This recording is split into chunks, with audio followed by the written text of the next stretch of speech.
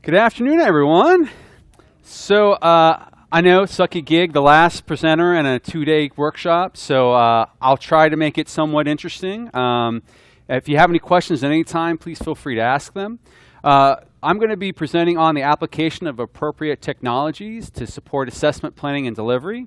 My name is Todd Stanley, and I'm the gifted coordinator at Pickerington Local Schools. I've been there for the last couple years, and I was the gifted coordinator at Reynoldsburg Schools for a couple of years as well. The good news about this is that I am by no means a technology expert.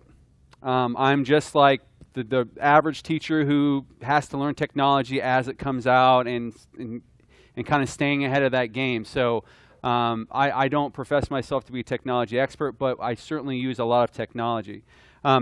Because when I moved over to Pickerington, what I found interesting is that Reynoldsburg had some technology. We had laptop carts. We had smart boards. That was our big technology piece. And so when I moved to Pickerington, they're very technology heavy and very technology savvy. So for the last couple years, I've been learning quite a bit about technology, just as you will have to learn about technology throughout your careers. So. All right, so the goals for the module are to understand the role of technology in the educational world. That's the big picture. And then also to understand that role of technology specific to the enrichment of gifted students.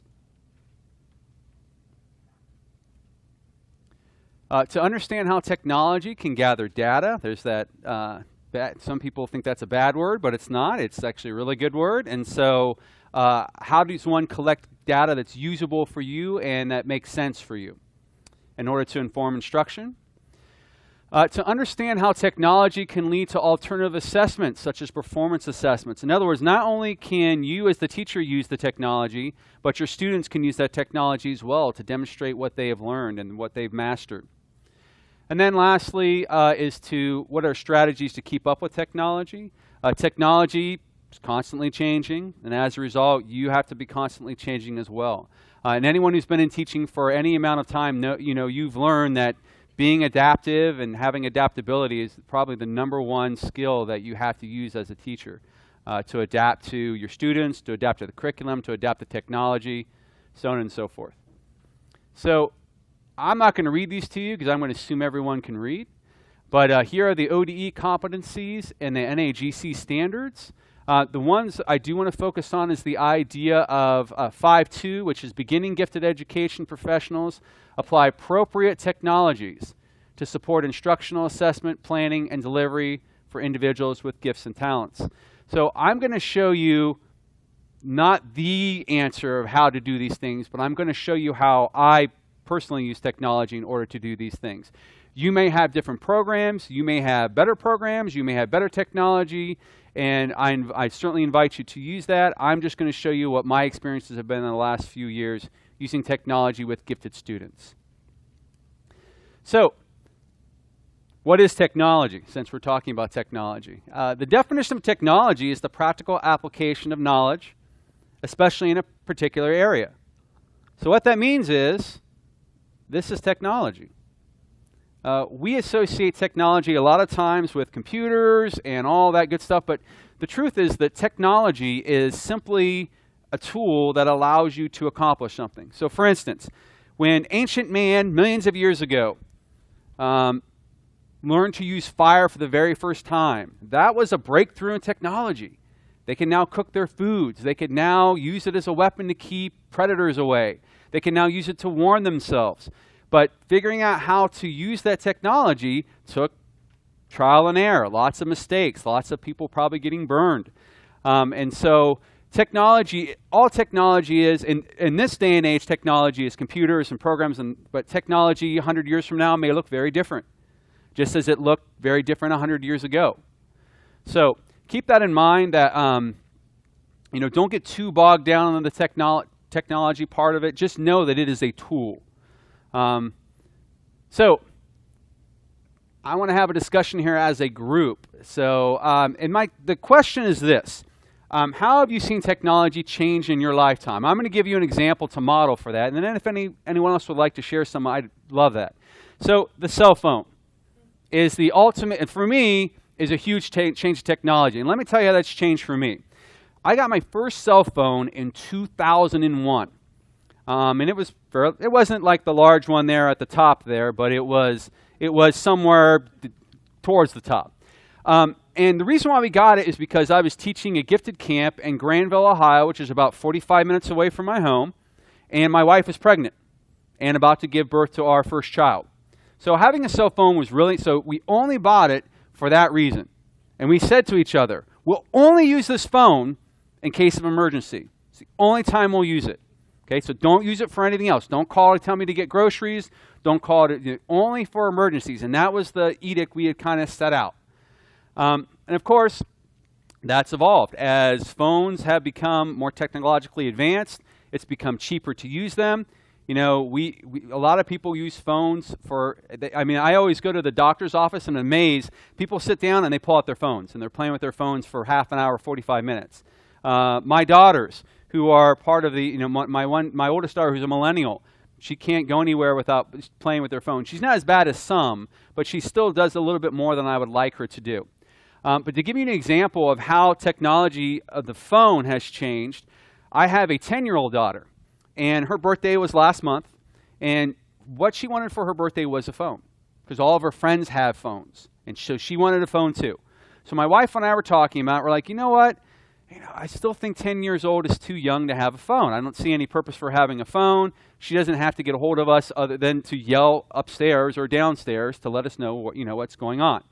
So I started talking to my daughter, and I said, okay, why do you want a phone? And she said, well, first off, I want to be able to play games.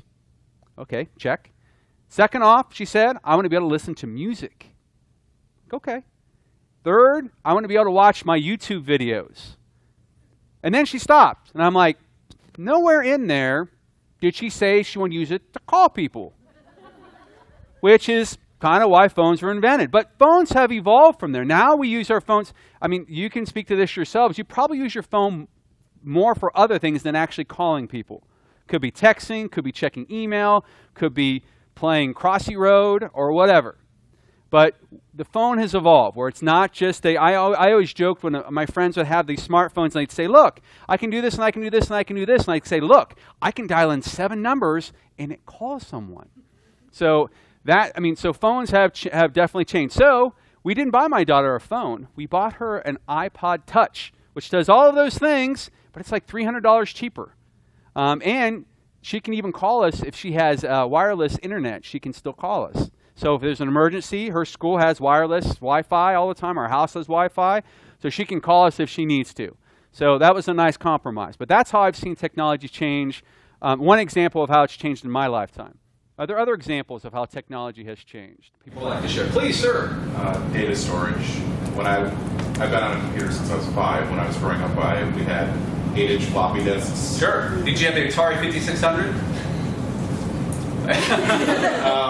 And a TRS-80. And then I did have a computer that took tapes, little audio tapes. My dad hated it because play them in his stereo. Yeah, it probably only worked half the time too. Yeah. So yeah. And then this floppies got smaller and then smaller, and then now we had thumb drives, and now we don't even carry any storage with us because it's all in the cloud. Yeah.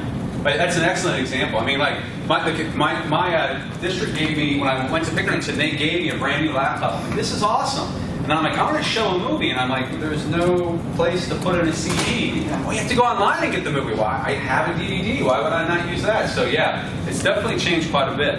Other examples? Yes, please. Well, so as one of the oldest, we had to buy a Texas Instrument calculator in high school, but I don't think I could afford that. And now you have it all right there. Everything is there. We didn't have computers, and we used only microwaves in the hospital to heat the food for the patients. And now we have computers that do all the math, and we have microwaves in our home. Sure. Yeah, I mean, you can download an app on your telephone or your phone that will do the same thing those $90 calculators can do. So yeah, so it definitely has changed. Other examples, please. The little Oregon Trail floppy disks, or when the Apple was the Macintosh first came out. Yeah. And it's funny, those still are real like popular to play. Like you can go online and still play those old games. Like people still love to go play those old games. I love to go on and play Galaxa, which is an old game. So yeah. Other examples? Yeah, please. Yeah, go ahead. Oh, I grew up with my telephone, party lines. Oh, yes, I love Party lines. What's party line? I've not heard that. You didn't, well, you couldn't talk. You pick up the phone and somebody was talking, you had to wait till they hung up. Oh, party line. Oh, yeah, really? Oh, yeah, well, back in the- And you cover it up so they don't hear you breathing. yeah. And we would get on as kids and make noises and get in trouble. Yeah, you have it. I was just going to say typewriter. The typewriter. I typed all Yeah. my papers when I was in college. So I love the part. Yeah. When I was very, very young, I touched data punch. Just a couple years ago, right? Yeah. No, data punch cards. Yeah. I know. Oh, yeah. Hey, it's funny, like I took my daughters to see Hidden Figures, and they had all those data punch cards. I'm like, what are those? I'm like, never mind. So yeah, it's too difficult to explain. So from our examples, you can see that technology has changed. No one talked about cars. I mean, the technology in cars has changed quite a bit. You know, I always found it interesting. My Aunt Mildred, who lived, she passed away like about 10 years ago, but she lived to be 100. She could tell me about a time when there weren't cars. And I'm like, really? Just like I can tell about my kids about the time when there was no internet. That just blows them away. They can't fathom that there was no internet. So now I'm going to talk about technology specifically to the classroom. And to give you another anecdote of how technology has changed over time. I know, so I graduated from OSU in 1997 with my teaching degree. And in that year, I had to take a technology class.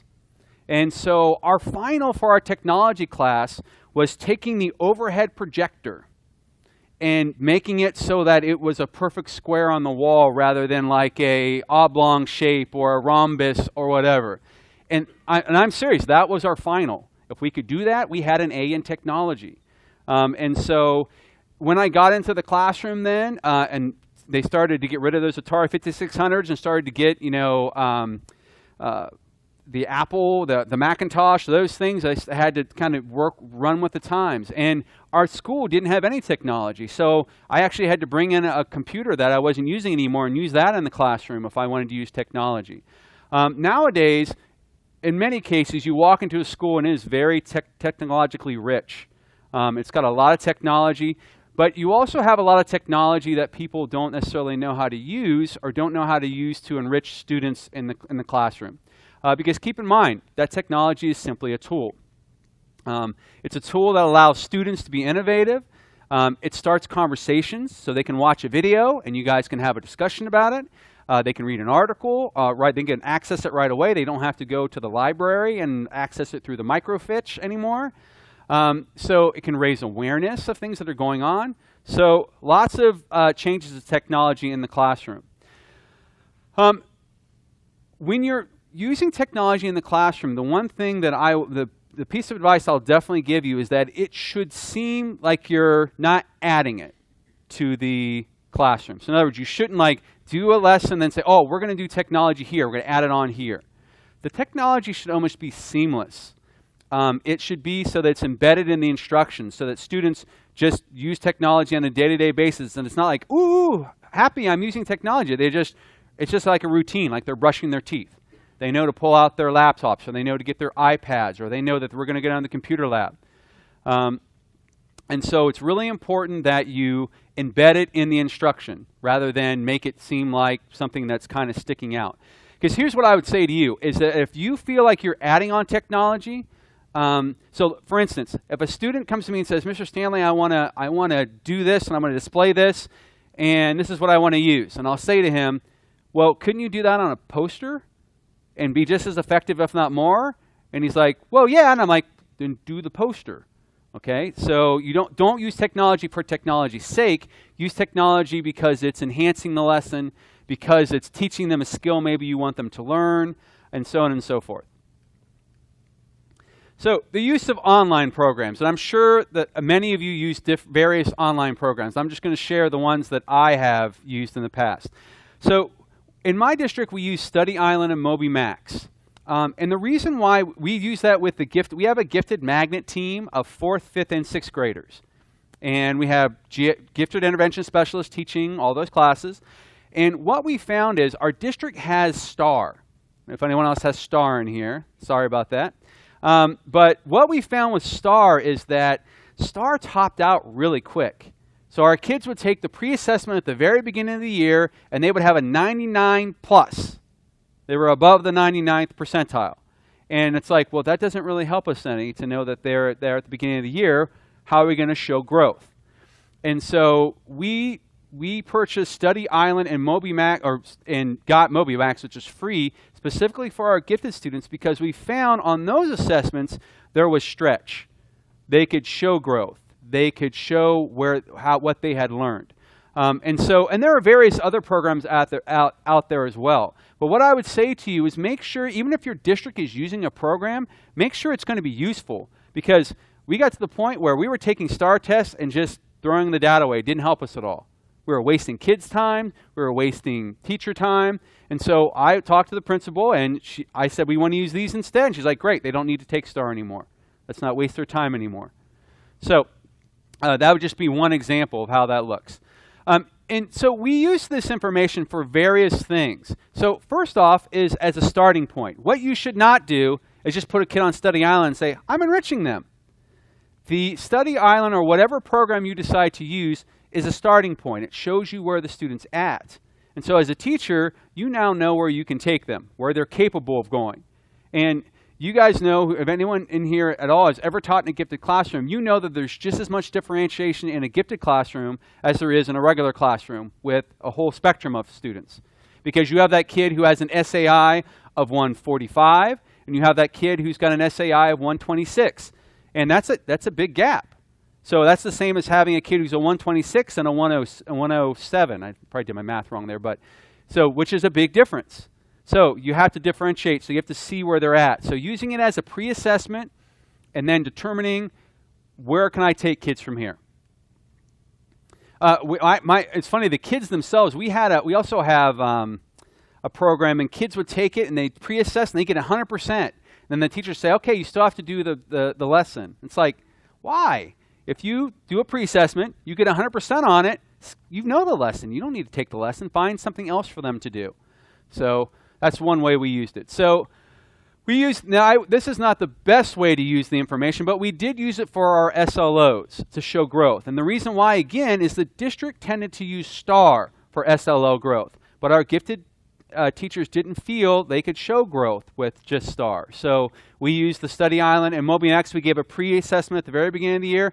We gave a post-assessment at the end of the year, and then we looked at the growth there. And we found that we could show more growth with those programs. TBTs. Does anyone in here use TBTs in their school system? Yeah, so a lot of people. Okay, good. For those of you who don't, and by the way, for me, at Reynoldsburg, we did not use them. And then I went over to Pickerington, and I was kind of having a debriefing with the gentleman whose place I was taking. He's like, oh, yeah, so you'll need this because you'll be using this in the TBTs, the BLTs, the DLTs. And I'm like, those sound like sandwiches. What are you talking about? And so TB teams are simply a teacher-based team. And so you look at data, and then you determine how can you change the instruction, or how can you create the instruction to reflect that data, or what can you do if kids are not getting something to help them. Those then go to a BLT, which is a building level team, and eventually it goes up to a DLT, which is the district level team. But we used it for our TBTs, and I want to show you how we used it. So what we would do on the gifted team is, we use Google, in order to record what we were doing in our TBTs. And so we had kind of a unique situation. We had a team of 4th, 5th, and 6th grade, and we had people that taught language arts and social studies, and people that taught math and science. So when you're trying to put data like that and put it together, it's like apples and oranges. When you're looking at math and you're trying to compare it to English, it doesn't always match up. And so when we first started doing TBTs, we really struggled to find meaningful data that was helpful to the entire team. And so what we did instead was we decided to focus on 21st century skills based on the habits of learning, or habits of mind, if you've ever heard of the habits of mind. And so what we did was, we would have, because we had 3 TBTs a year, and so what we would do is we'd say, okay, this week's this cycle's TBT is going to be based on accuracy, which is one of the habits of mind. And we are going to give a pre-assessment on what accuracy is, and then we're going to see where the students are. Then we're going to teach them what accuracy is in the classroom in 4th, 5th, and 6th grade. So the message is consistent across the board. And then we'll give them a post-test to see if they have grown. And then, so what we did is, since kids come into the program as 4th graders and they're in 4th, 5th, and 6th, when those 4th graders go to 5th grade, then they're getting 3 new skills that everyone is doing. And when they go to 6th grade, they're getting, so there's basically 9 TBT cycle through the 3 years, so that a student going through the 3 years is going to have new skills every year. And we can guarantee that those kids are going to get those 21st century skills. Because as you guys know, our gifted students, some of them are excellent at content. They get it really easily. But it's those life skills, those people skills that they lack, the social emotional aspect that we have to work with. So this was our TBT. So we were focusing in on collaboration skills, to be specific. And so we gave them a pretest. And the pretest that we did was from a program called Illuminate. So Illuminate is just a test-making program. So any test-making program that you have, you can use. So what we did was we created a pre-assessment. We worked together as a team to create it. And so the pre-assessment for collaboration looked like this. This is what the data looked like. So we gave them the pre-assessment. It was 10 questions, and you can see some. I'll show you an example of some of the questions. So here's like our first question was, come on, technology is great as long as it's working. So why is it important while collaborating to understand your role and understand the expectations of the group? And so we asked students that cold. They may have never been exposed to that, but we asked them that. And the answer would have been, so it's clear what it is that you need to do. Now, you know gifted kids, they make arguments for the other 3. They'll say, well, it could be this one, it could be this one, it could be this one. But we always told them which is the best answer out of those. All of them may be correct, but only one really stands out as the best. Because we didn't want to make it like so obvious, like, why is it important to collaborate? Well, it's not important. You know, that wouldn't be a feasible answer. So we created distractors that were a little challenging for them to figure out. So this is the data that we pulled from this.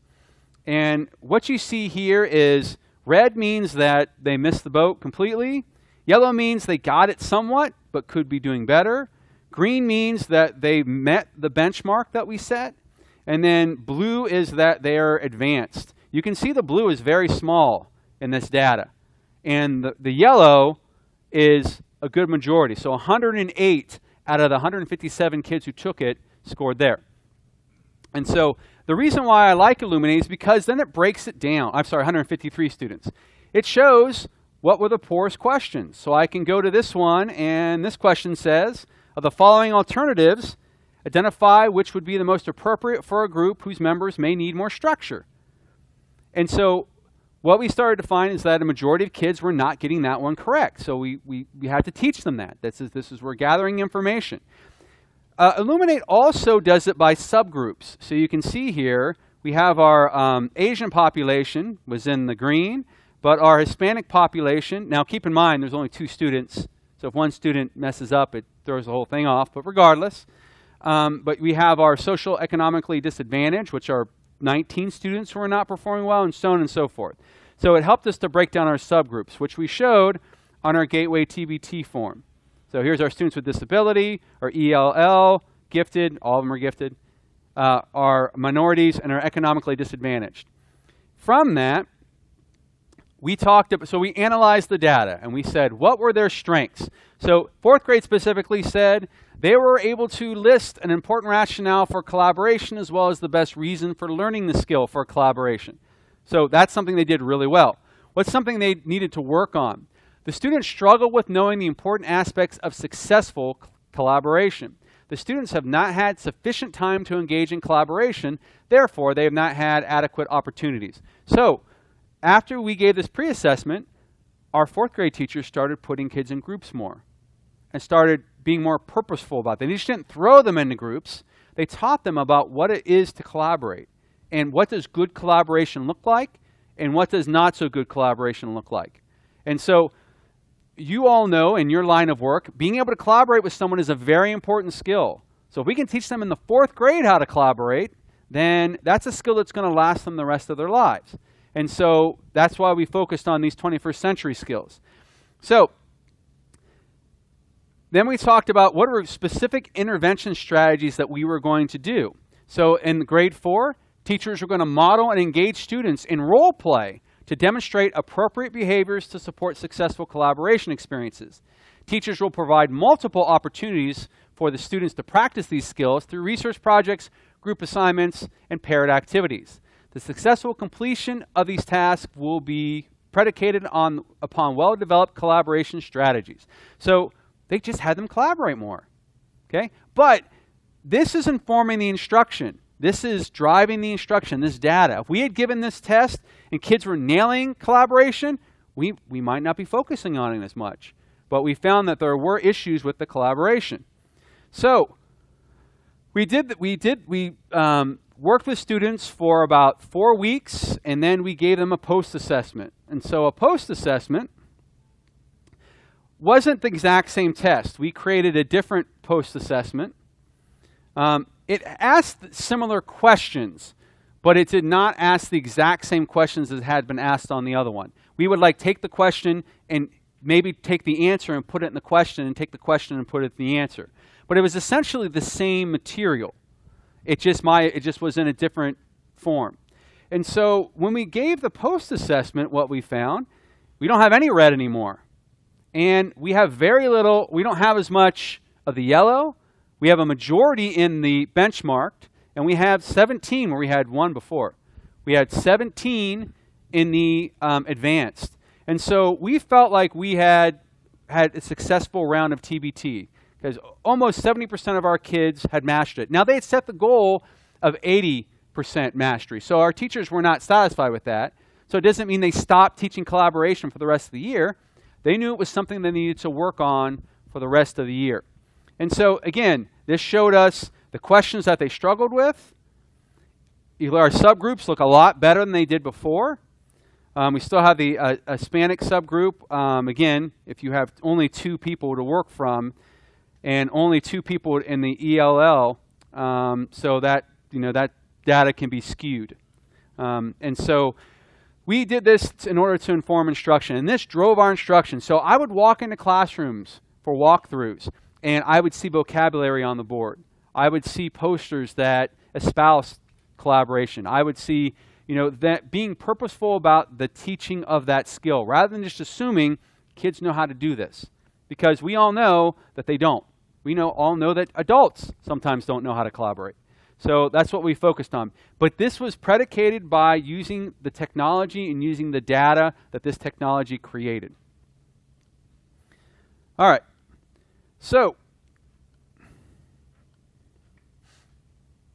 sorry.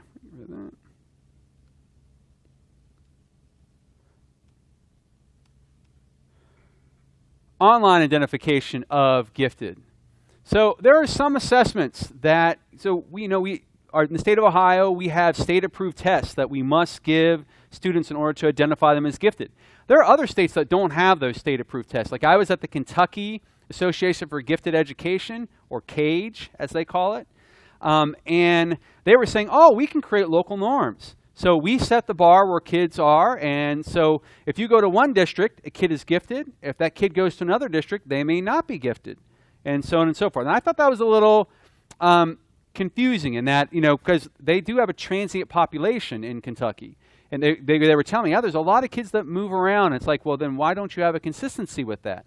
But there are programs such as MAP, COGAT, OLSAT, and Naglieri 2, which do have online identification of gifted. And I know when Colleen Boyle, who you met, and it was the Columbus gifted coordinator, when they give their second graders the map, they do it online. Some people are like, well, no, second graders can't do technology yet. So we want to make sure second graders can do technology better than we can. They've been doing it since they were born.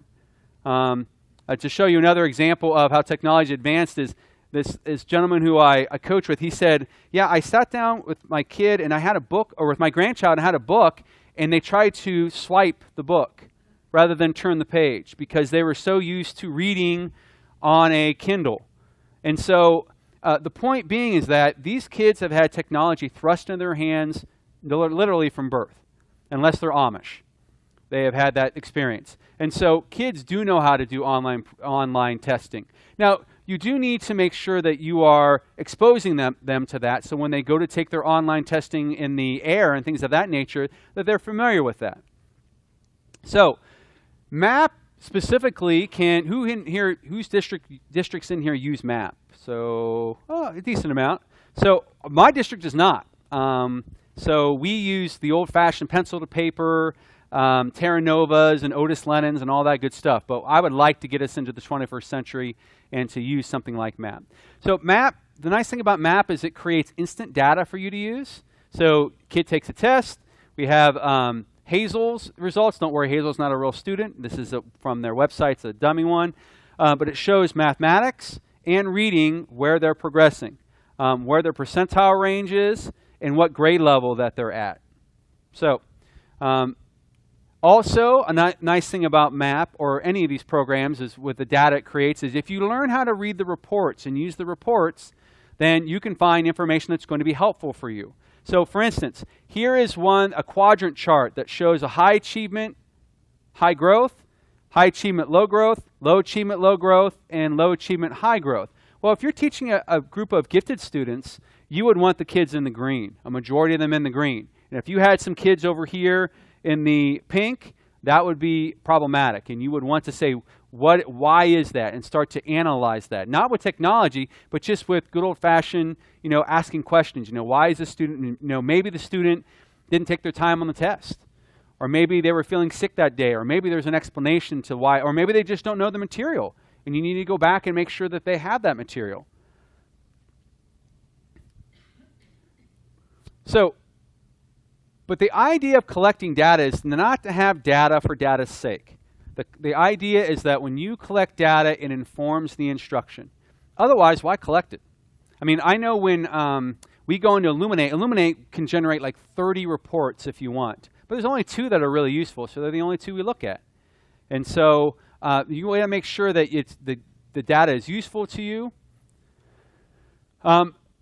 And you can use this data to help you write written education plans. So this is what we did, where we gave pre-assessments with the Study Island and the Moby Max, and from that we created goals for students' written education plans. So here's an example. This is a dummy one again, so don't think I'm I'm not violating any HIPAA violations here. So during the 2016-2017 school year, the student will master concepts of fractions and decimals, and by interpreting and computing quotients of fractions, solve word problems, yada, yada, yada. You get the idea. But we just didn't put this for every kid. This kid specifically struggled with that on the pre-assessment. And so that's why we set it as their goal. Now, I know you say it's a written education plan. We're supposed to be, we're getting gifted kids enriched. We're supposed to be giving not just the basics, but we're supposed to be doing more. And so, as a result, there are some kids that are going to have issues, or they maybe need to be enriched even more. Maybe they're getting it at a basic level, but you want them to get it at a higher level. So, you can use technology to write WEPs. In our district, we use Same Goal IEP Anywhere to write WEPs. And the reason I like Same Goal IEP Anywhere for a couple of reasons. First off, it's easy to train people how to write WEPs using it.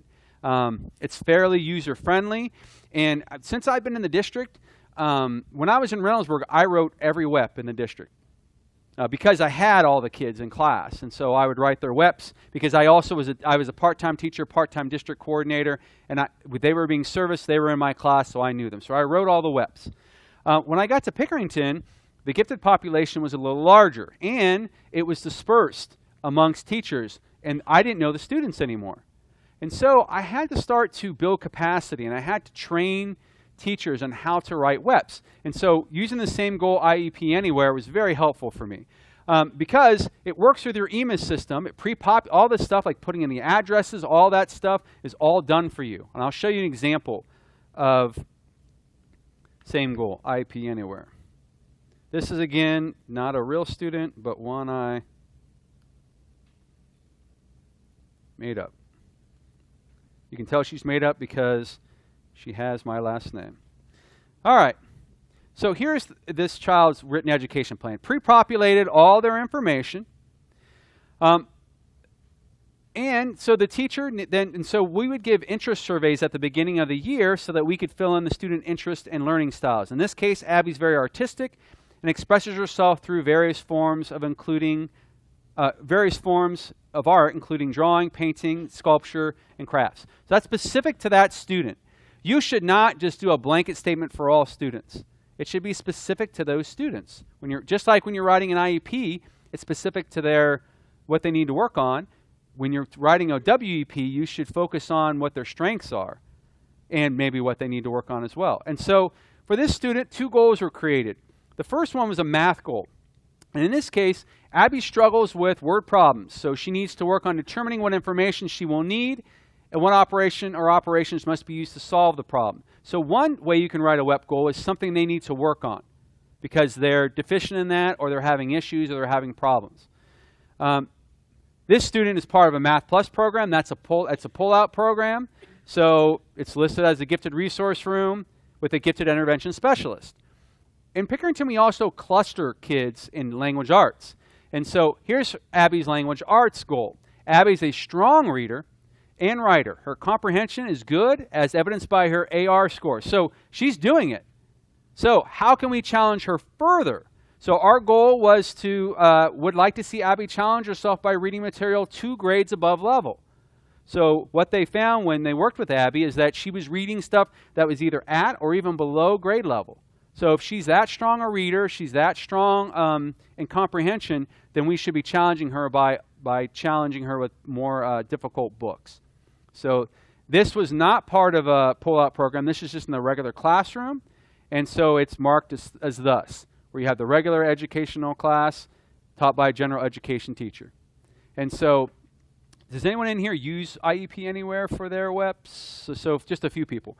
And I'm not trying to sell. I don't get a kickback from IEP Anywhere. I just know that when I used it, it was very user-friendly. When I was at Reynoldsburg, we used like Microsoft Excel, and like it was really time-consuming and really difficult. But what I find is by using a program like this, it's easy to train others how to write WEPs. And so again, building that capacity. So in Pickerington, where we started having 6 people were writing WEPs, now we're up to about 25 people who are writing WEPs.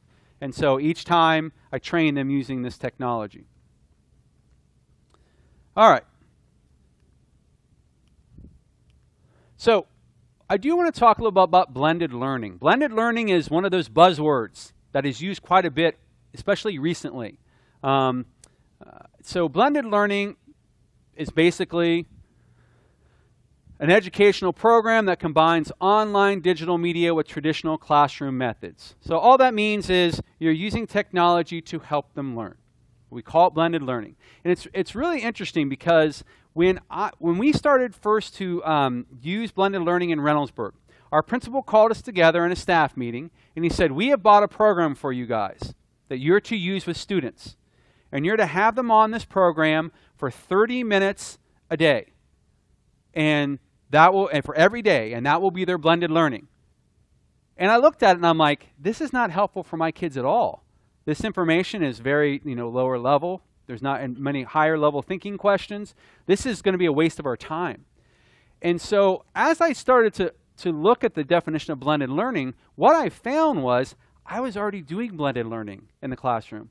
I just wasn't calling it blended learning. And so in my classroom, I used a lot of project-based learning. And so here's an example of one of them.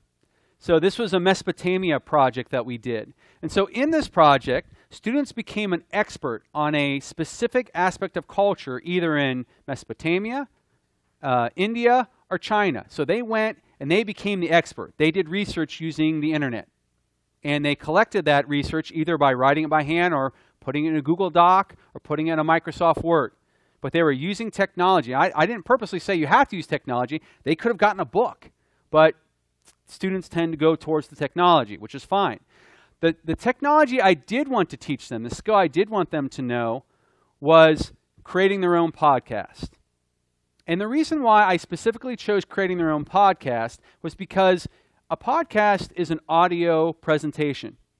So a lot of times as presenters, we use a lot of visual aspects to our presentation. And so there's an art form of an audio presentation and a visual presentation. They're very different. And so I wanted kids to kind of think about this differently and figure out what's the best way that I can communicate by speaking. I was trying to teach them speaking skills using the podcast and communicating effectively verbally. And so they used recording devices. They found, like, I didn't tell them how to do the podcast. What we did was we looked at examples of exemplars for podcasts. So we watched some podcasts from various places. And we talked about it after. We just said, is this a good example or a bad example? Why do you think it is? Why do you think it's not? And they used that. And then I told them, just record it any way you want. And so some kids would take their iPad and they would put the video on and they'd put a pillow over the camera and just record what they were saying there.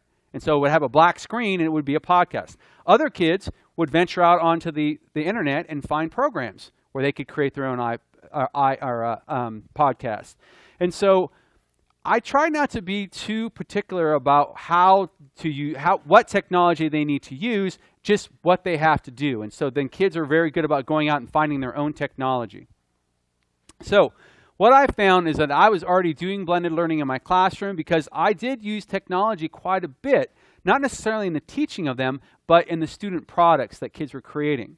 And it all started when I was my second year of teaching. I had this student named Dustin. And Dustin was the next Steven Spielberg. This was 1998, so it was a while ago. And so whenever we had a project, I'd say, okay, you're going to turn in an essay, you're going to turn in this, you're going to turn in, a research paper or whatever. Kind of boring products. And then, so Dustin would come up to me and say, Mr. Stanley, can I make a film about what I'm learning? And, have a script and have actors. And I'm like, why not? You can. So he would make these films and then he'd turn them in as his work because that was something that he was skilled at. He had the technological know-how how to do that. And so as a result, I started to give kids more options in the classroom. So when you're presenting, you can present any way you want. You can use technology. You cannot use technology. It's totally up to you. Most kids go to technology. And what I found very ironic, by the way, is I would tell students, okay, you're going to do a presentation on what you learned. You can do the presentation any way you want to. And they would say, all right. And then they would get up there and they always complain when I gave PowerPoint presentations and spoke at them for hours at a time. And lo and behold, what do? They get up in front of the class and they gave PowerPoint presentations where they spoke at everyone. So I needed to show them exemplars of what good presentations look like and what are alternatives, but allow them to explore as well. What blended learning should not be. It should not be what you see in the picture here. It should not be putting kids in cubicles and having them do online programs, and that's how they're getting their learning. And saying we're enriching them because we're giving them an enriched program. That's definitely not the way it should look. And I'll share a story with you. I have a student who, as a fourth grader, had completed 8th grade math, was done with 8th grade math as a 4th grader. And so talked with the parents, met with the parents. We wanted to challenge the student.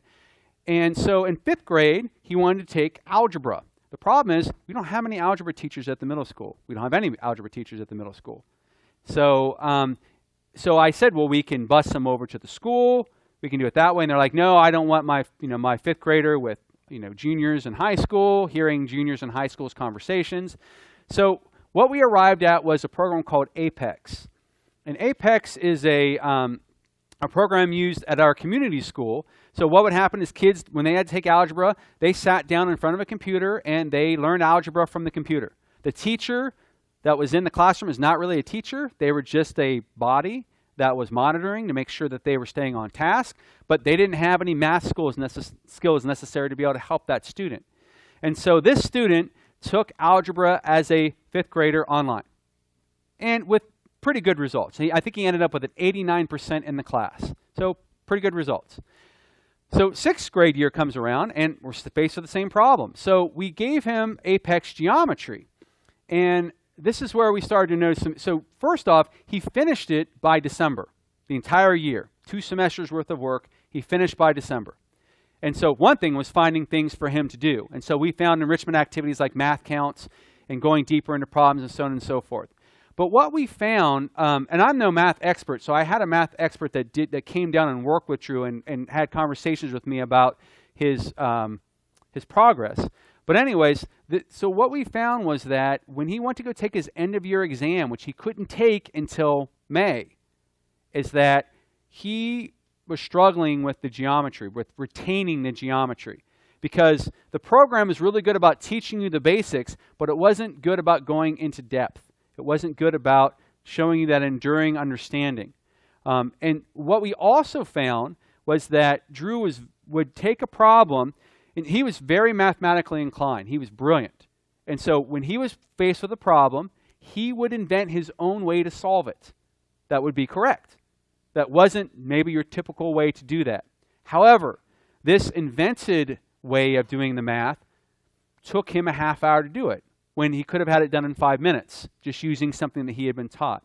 So what I learned from this is that you can't just plop a kid down in front of a computer and expect them to learn that way. There has to be human interaction. I mean, the one thing that helped him was me sitting him down with this math expert and having conversations once a week so that he could ask questions and things of that nature.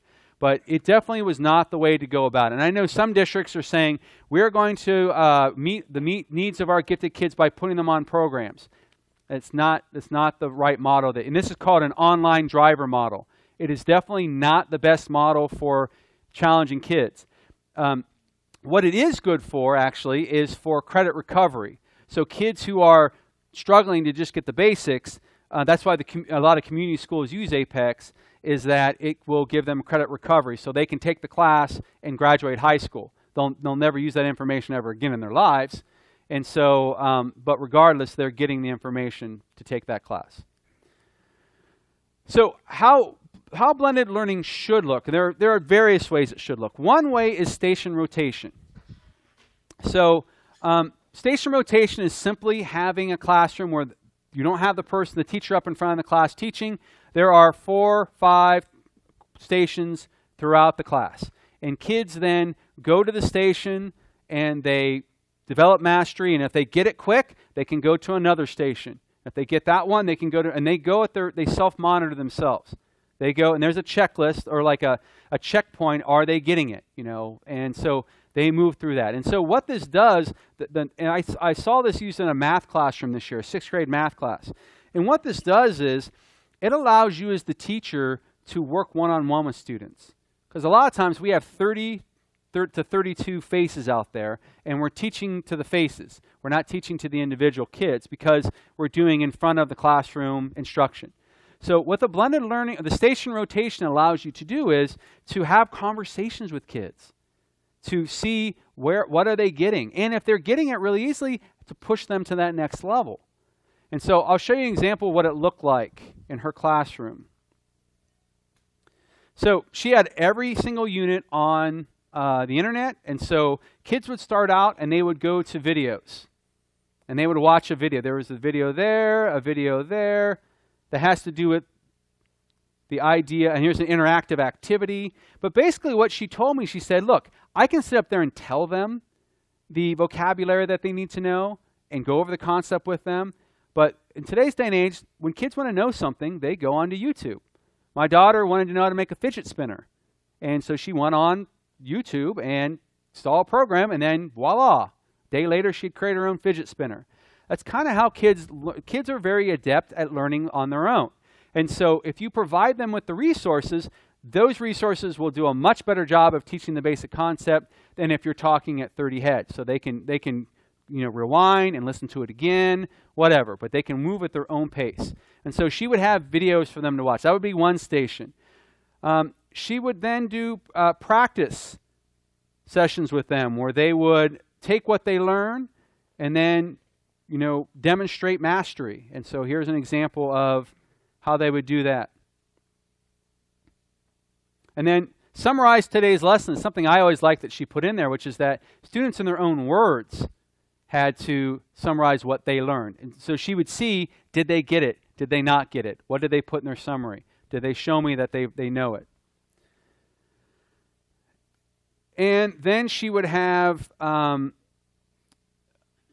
this was the document that she would use with them. And so she had 4 different stations. One was called M, which stood for math fluency. One was A, which was at your seat. One was T, which is take it to the next level, so really challenging those kids. And H was the hands-on. So kids always had to start here at the math fluency just to make sure they got the basics. And then they took it a little step further.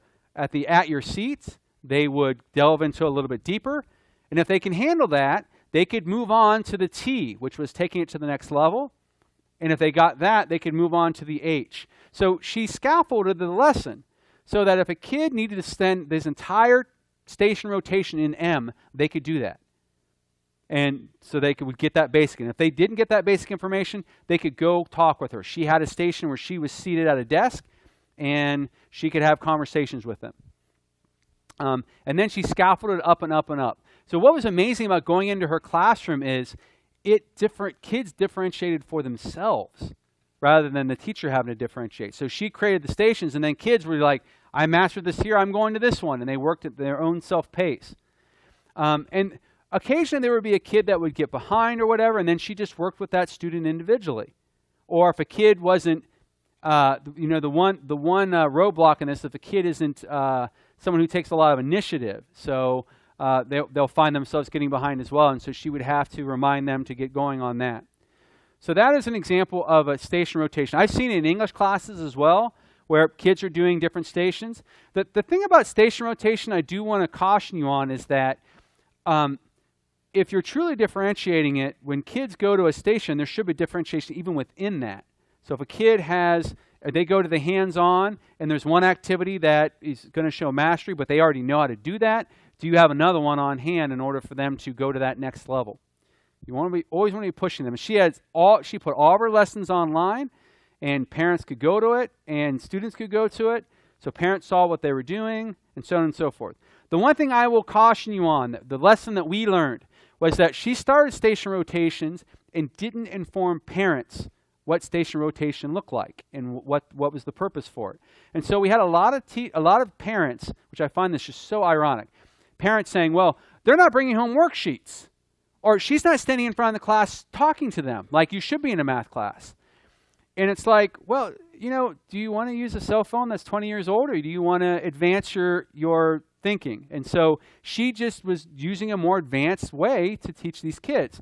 And so what we did was we brought the parents in, and we had a training session with them where students were stationed at the different stations, and the parents rotated through, and they saw what it was like. And all of a sudden, they understood.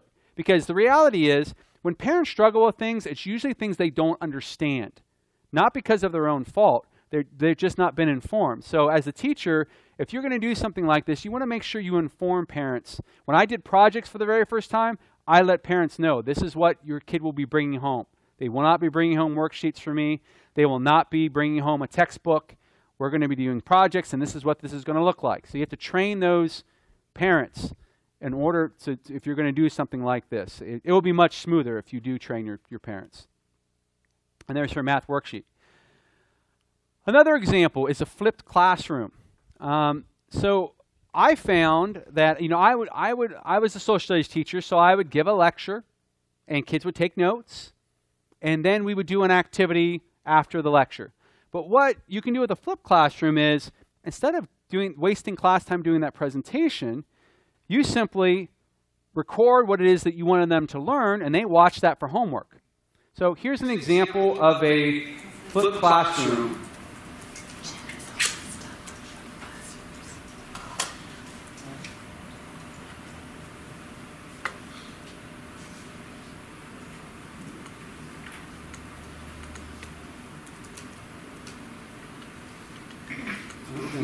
sound.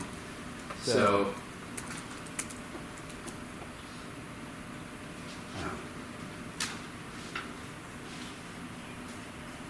This is what it will look like, and as we progress through this video, you will be filling in each box. The top box is filled in for you, and again, infinitives are what we call verbals that act like adjectives, adverbs, and nouns. A verbal is a form of a verb. So again, as we're progressing through this video, you'll be filling in your notes, and you'll get a better understanding of what you need to put in each box as we progress. So she used a program called Screencastify. It's light because it's free. So she used the free version of it. And she would record her presentations and then assign them for homework. So kids were expected to go home and watch this 10-minute presentation and then come in the next day ready to discuss it. And so now what she was doing is she was making it so that she wasn't wasting class time, kids having to listen to her. They could do that in their own time at home. And so kids could do it in the comfort of their own home, and they would come in with this, this information filled out and ready to go to that next level. So flipped classroom is definitely one way to be more efficient in your classroom. So and there's the flipped classroom. One-to-one. If is there anyone from a district here who is one-to-one at this point? So a few, okay. So we just went one-to-one last year. And what I found really interesting about going one-to-one, so basically one-to-one is every student has a device. So, and for all of our students from 5th grade to 12th grade have a Chromebook that they're given at the very beginning of the year, that's theirs. Every kindergarten through 4th grader is given an iPad. And so they have their own, they have their own technology that they can access. Here's the thing that we struggled with, though, is that we did this initiative and we had a lot of teachers that weren't savvy enough with technology to figure out how to use it effectively to where they were, using it to embedding it in their classroom. They were just using it, like they would say, well, what are you doing with your Chromebooks? And they said, well, we're using it as a word processor. Well, there's so many other things that you could be doing with that as well. So one thing I would caution is if your district has gone one-to-one or is planning to go one-to-one, you definitely want to have a plan of how you're going to educate teachers of what that looks like. So some teachers will be very inventive and take the initiative and learn themselves how to do that, and they'll create great things like the flipped classroom, or not the flipped classroom, the station rotations. That was totally created by that teacher. She just went online, found examples of it, and decided to use that. Other teachers will maybe need a little guidance. So what we did in our district was we hired coaches to come in from outside and teach how to use station rotations or how to embed technology into your learning. And so what we found was it was well worth the investment because we wanted to make sure that students were using this technology to enrich their learning, not just as a means to have something cool to do. So, and then this next year we had 2 technology coordinators at our district office, and next year we'll have 5. So we'll have 1 for each level. So there'll be an elementary, a middle school, junior high, and a high school, and then 1 who's overseeing them. But you'll want to encourage your district to invest in that, or make sure that that you could use collaboration groups where teachers who do get it teach those who maybe don't. So because you'll have people in your buildings that will be very adept at technology. All right. So what I'm going to ask you to, you don't have to break, just stay at the tables that you're at. And what I'm going to ask you to have a small group discussion. And this is what I want you to discuss. If your district is one-to-one, or imagine your district is going one-to-one, what are some effective ways technology can be used in the classroom? So take about 5 minutes to talk about that at your table, and then we'll report out on what that might look like. So share ideas of what you've seen.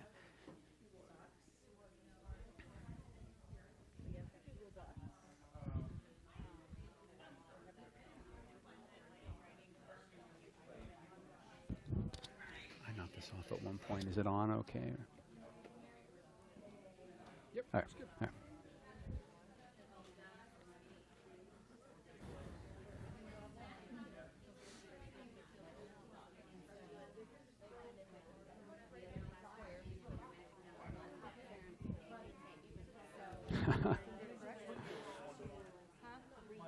That is awesome. I love that.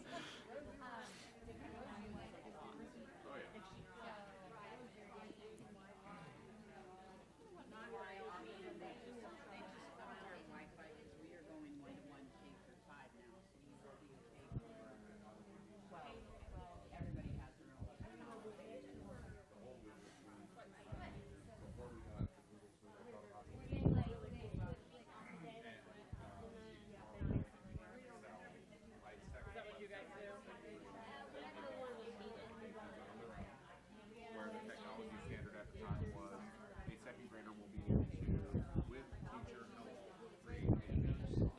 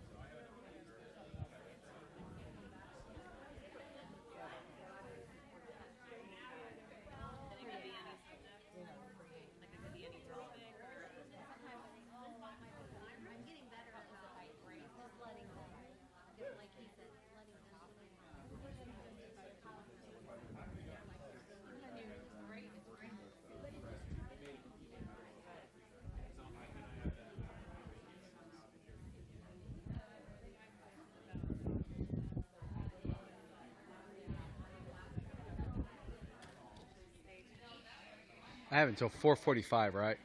4:45? Okay, so make sure I'm doing my time right.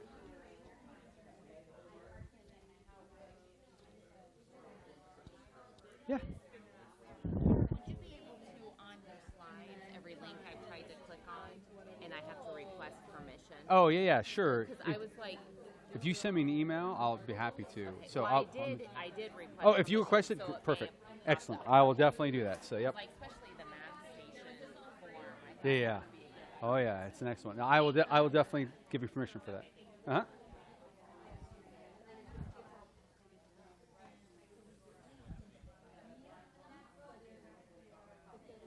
Take another minute or so to share any burning thing that you want to share or to wrap up your conversations.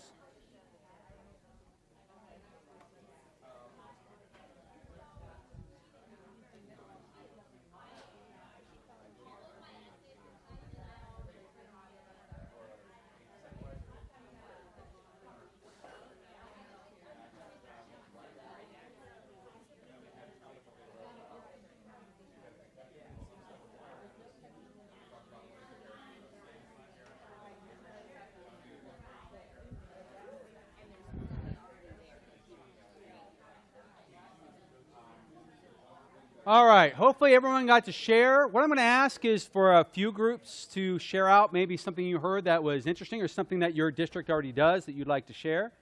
Would anyone like to share on that who hasn't shared previously? Bueller? Anyone? Yes. We have a lot of Chromebooks, but we aren't one-to-one. But I use Google Classroom a lot. How do you use it? For putting links on there and kind of like that's the direction. Whenever we go on the computer, they log in and they go straight to Google Classroom. Okay, yeah. So they have that routine of where to go, and then like give the description of what I want them to do, and it tells them click on this link. Then you're done. You know, do quizzes on here and do some formative practice. And I also use Edge Elastic a lot for assessments. Okay. That's awesome. What about Edge Elastic makes you think of? I'm math, so Okay. I love all the math tools it has. Okay, great. It's with it. Resembles data tests. Okay. So you're giving them good assessment practice. That's excellent. Yeah, and I'll show an example of Google Classroom as we go along. Anyone else want to share some things that they're doing, or you got to do some great things in your districts? I know you I are. don't know if this counts, but it's for me, it's been reducing the amount of paper Yeah. in the classroom. So it's effective for me as far as my use of time, because like I have used a site called EdSite, and then you can also use it as a test simulator, and you can write questions that simulate their questions just like she does. And the same thing with Google Classroom. I give them the projects on there, and they also submit their project through Google Classroom, so it just cuts down on the amount of paper shot. Yeah, we took all the printing privileges away from students. Like no one can print, no students can print. Sometimes some teachers can't figure it out either. But yeah, but yeah, it definitely does cut down on the amount of paper, and you know, cuts down on the amount of paper you have to take home. So you can just get online and access something and make comments directly on their paper, and I'll show an example of that. Anything else? Yes, please. Well, I use Google Classroom quite often as well, and one of the features that I really like on it is the ability that you can communicate with the parents right through there. Yep. Like I have it set up so, or I ask my parents to set their end up so that once a week they're getting a report that says, hey, your kid doesn't have 2 of these assignments turned in, and it automatically does it. So I'm not constantly getting emails and phone calls from parents when grades are poor or whatever. It's all there. Yeah. And so anytime you can cut down on, you know, parent emails, just by informing them is always a good thing. So, all right. I did want to show an example of Google Classroom, which was mentioned a couple of times. So, Google Classroom, I use Google Classroom because I no longer have a class of my own. But what I do is I do teach a lot of enrichment activities at different schools. So I'll go to one school and do a chess club. I'll go to another school and do a gaming club. I'll go to yet another school and do Power of the Pen. So, because I'm only seeing them for 1 hour every other week, I wanted to have a method of being able to communicate with them. And so, I had my Google Classroom set up and I invited students. So here's an example. I did an Invention League, which is formerly Invention Convention, at Sycamore Creek Elementary. And I did it with 1st, 2nd, 3rd, and 4th graders. And because I was only going to be meeting with them every other week, I wanted to make sure they had a place to go. If they were absent, I didn't want them to be 2 weeks behind. So what I did was I put all the lessons on here. So we started out with what was Invention League. Students could watch a video if they wanted to. Or go to the website. They could download a piece of paper that I handed out to everyone. So when they say, I lost my piece of paper, say, well, you can just print it up yourself. And I had videos on here. So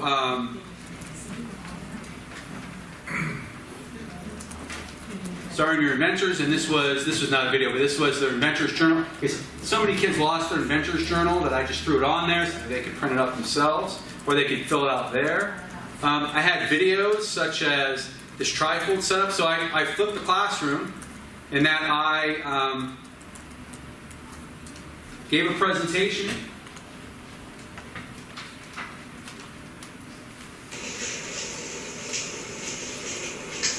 Yeah, it's just due to technology, I get to teach you even when I'm not here. So what I'm going to give you a brief lesson on is how to do a presentation for your invention convention.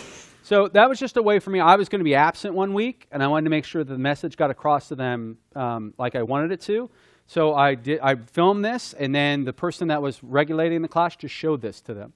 And kids, if they missed, could go and see what they had missed. I had students that said, you know what, I felt bad for them. They're like, we watched your thing like 10 times to help us how to do when we would forget how to do it, we would look at that. So kids could also use it as a resource. And so the other thing I like about it is not only can you communicate with parents, like you said, you can communicate with kids. So kids would send me direct emails, and they would say, just pop up on my email, are we going to be there at the first convention? And then I would say the due dates, so on and so forth. So I could have conversations with students who I wasn't seeing because I wasn't in the building all the time.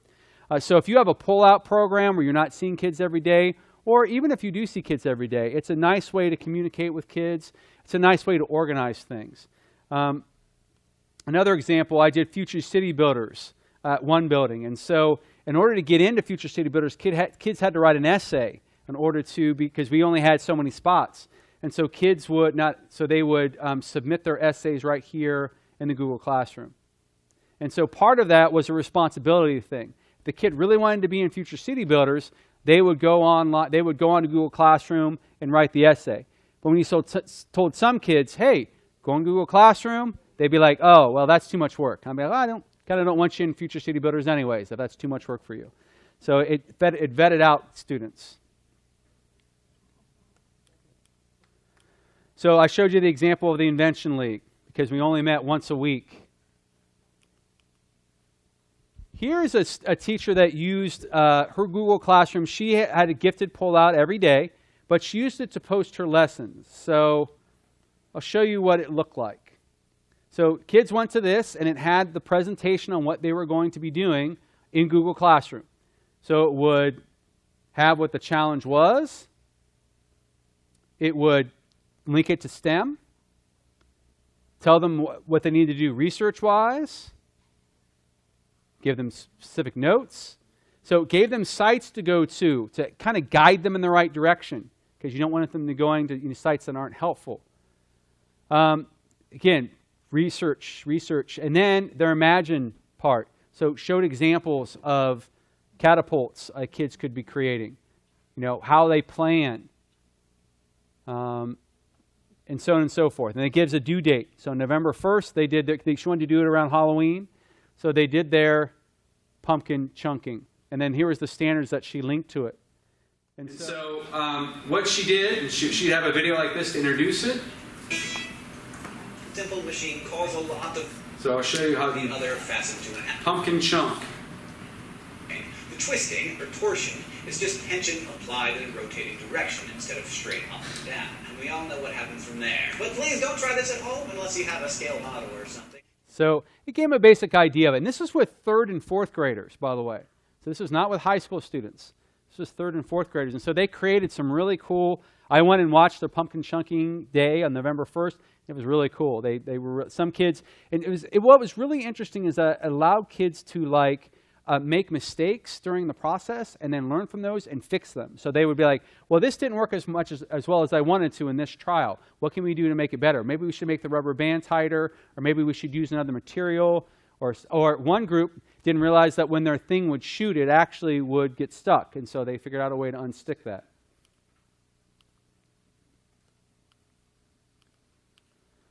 Another way that you can do use technology is I love to do the egg drop challenge with kids, which is basically you got to take an egg and you got to drop it a certain amount using only certain materials. And so students would use technology to figure out because I did this with 3rd and 4th graders, and kids would be like, well, they didn't know. I mean, they would say, well, I would give them a balloon. They'd say, well, I'll blow it up and it will just float. Like, no.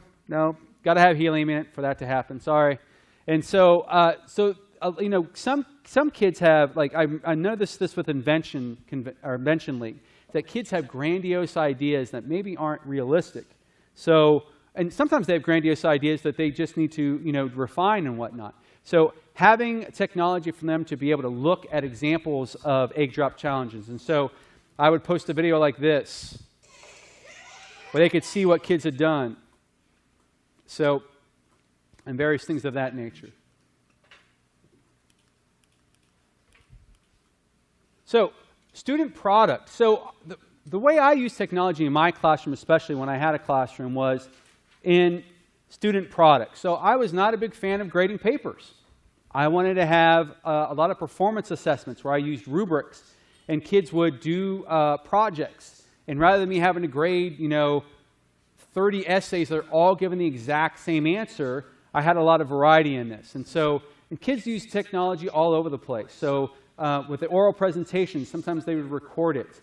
When they had interviews with people, they would actually film the interview that they had with someone, or they would reenact the interview. If you had students that had an exhibition, they would find some cool program to exhibit what they had learned. I had students that for their presentations were like, you know what, I don't like PowerPoint. I'm going to try something different. So some students would come in with Prezi and try different forms there. And so there are different things that you can do with student product and performance assessment.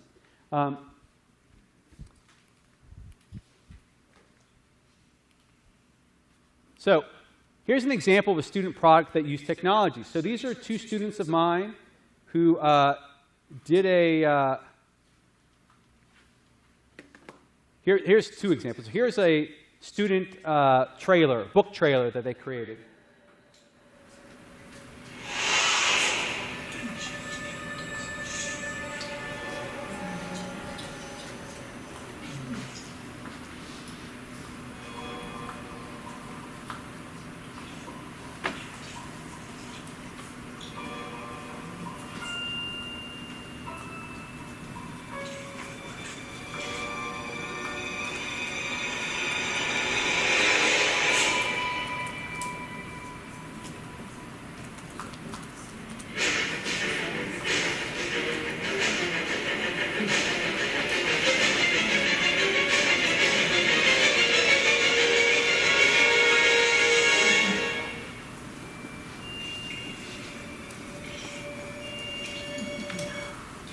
done by a 5th grader.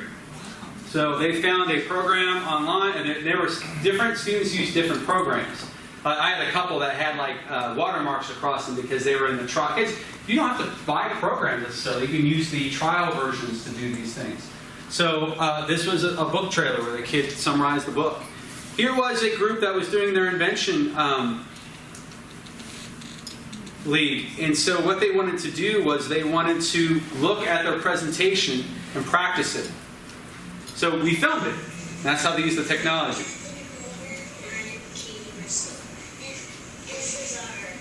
Aren't they adorable?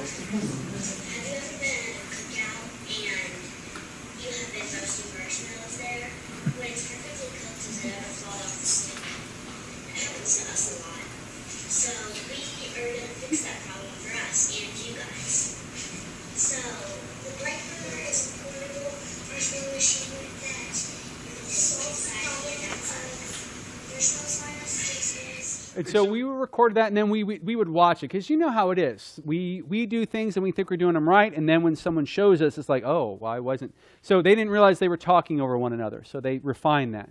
They didn't realize that they weren't speaking. These are 2nd and 3rd graders, by the way, a 2nd and a 3rd grader. They refined their presentation until eventually they got accepted for the National Invention League convention in Washington, D.C. So, but they used the technology in order to help them make their presentation better.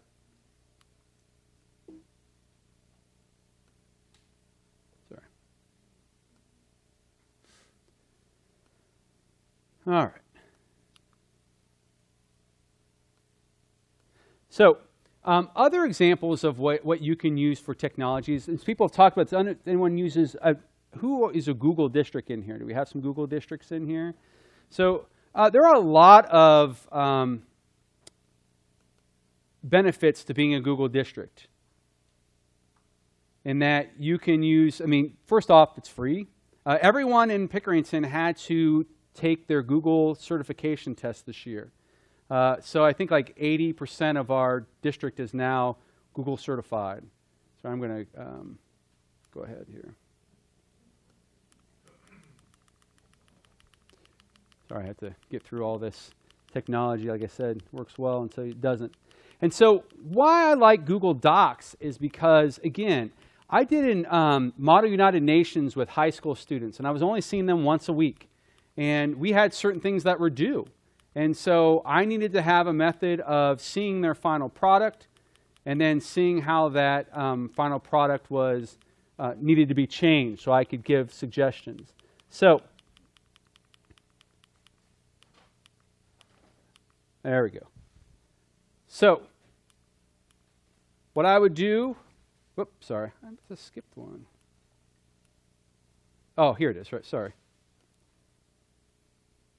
And so in this case, this group did their, they had to produce a one-page resolution. So what I could do is, you can see on the side here, I could go and put comments that the students would have to resolve. And by putting the comment, it highlighted it for the students. So students could go out. I worked this final draft out with students when I was at the NAGC conference in Orlando, Florida. So because I had internet access and it was due by the end of that week and I was in Florida, we communicated through Google Docs in order to get it done in time.